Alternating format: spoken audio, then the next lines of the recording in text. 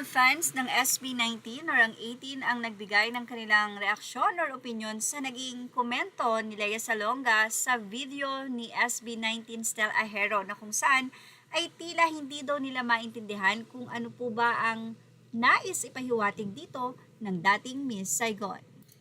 Sa nasabi nga pong komento na ito ni Miss Lea Salonga ay nagkaroon to ng iba't ibang interpretasyon. May nagsabi na nang-iinsulto daw ba si Miss Lea Salonga? Ang iba ay naniniwala na ang ibig sabihin ni Miss Lea Salonga rito ay talented na tapos gwapo pa. Hindi lang siguro talaga niya tinumbok.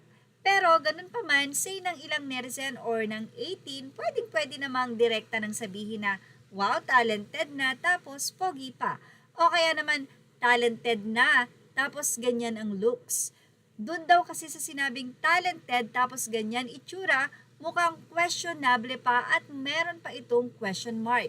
Kaya naman ang ilan ay talaga namang napakomento, napareact at nagkaroon nga sila ng iba't ibang opinion dito.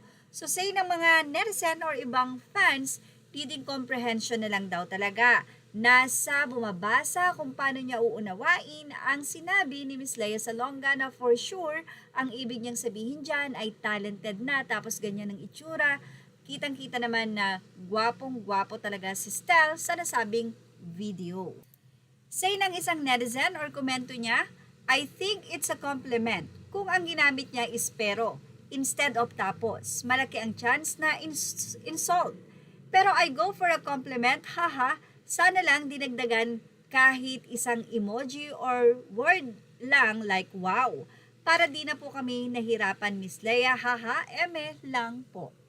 Naniniwala naman ng isang fan na ito ay isang papuri. For me, it sounds like this, talented na nga tapos may itsura pa. Ang ibig niya sigurong sabihin, package deal, baka hindi na marunong mag-construct ng tamang sentence ng Tagalog si Miss Lea, pero bakit may question mark? I don't know. Well, sabi nga niya, hindi daw baka sanay lang hindi mag-construct ng Tagalog si Miss Lea Salonga, pero marami po ang nagsasabi na Lea Salonga bought fluent in English and Tagalog. Baka lang talaga medyo ang kanya nga pong naging komento ay nagkaroon ng kalituhan sa mga netizen, especially the fans. Pero ang ibig sabihin po talaga dyan ng isang Miss Saigon ay talented na, tapos ganyan pa ang itsura, kagwapo-gwapo naman, di ba? So, nagbabasa na lang po kung paano niya ito i-deliver. Anyway, ano ang ibig sabihin ni Miss Lea Salonga dito? Palagay nyo 18, ilagay na ang inyong opinion sa ating comment section.